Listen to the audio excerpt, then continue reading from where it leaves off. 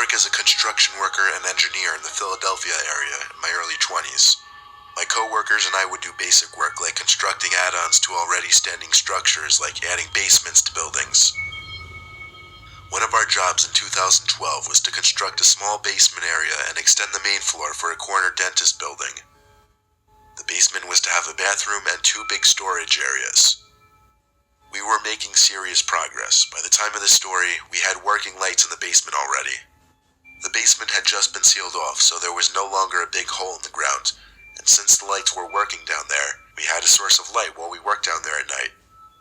One of my coworkers, Jordan, went upstairs and then outside to help with work on the add-on section outside. I was tinkering with the electrical components a bit. I was no electrician, but I had a basic understanding of what I was doing. But suddenly the power went out. I knew it had nothing to do with what I was doing. I figured there must have been a power outage in the vicinity. The 4 of us didn't keep our phones on us due to the nature of our jobs, plus how dirty our hands would get. We all kept them in our jackets that we hung upstairs, but luckily one of the tools we kept in our vests were flashlights. Before I could even reach and grab for my flashlight though, I started to hear a rattling noise. The closest way I could come to describing it was a bag of coins being shaken. Not exactly, but close enough. It seemed to come from inside the tiny, soon-to-be bathroom. I took the flashlight out from the pouch on my vest, turned it on, and aimed it towards the bathroom section. We had already put up a door, and it was slightly closed to be covering my view from the actual room itself.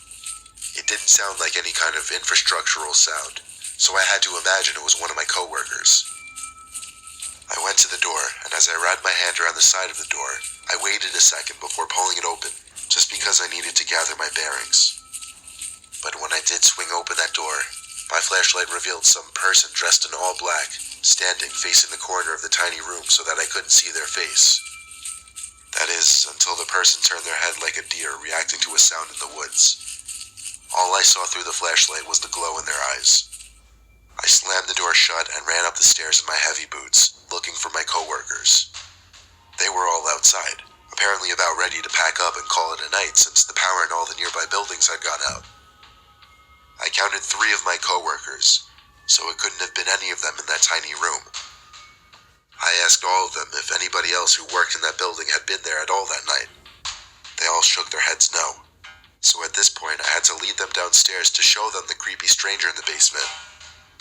They followed me to the basement and to the tiny room, and as I feared would happen, that person I saw wasn't in there anymore, or in the entire basement for that matter. I was obviously embarrassed when they didn't believe me, but I wasn't going to hold them hostage and make them believe me. So we all went back outside and packed up. I was the one with the key to the building, so I had to lock up when everyone left.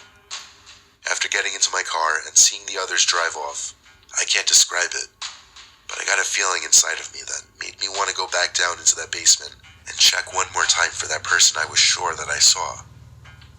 I took a deep breath, got out, unlocked the door to the building, and went back down to the basement. The power was still out, so I walked down the stairs with 2 flashlights on, the one I was using before, and now my phone as well. I made it to the bottom step and then stopped. The dead silence in this cramped, unfinished basement, mixed with the fact that I was anticipating a sound, freaked me out to the point that I was about to turn around and go back upstairs. When suddenly, I heard the rattling again, coming from the tiny room again. I didn't even look, but when I heard it, I felt my heart in my throat, and I stormed up the stairs, slamming the basement door shut again. I locked the door to the building and drove home. Thank God it was a Saturday, so I wouldn't have to be back until Monday. I made sure not to work in that basement alone anymore, however, and thankfully we finished the work within a couple weeks, and nothing else really strange ever happened.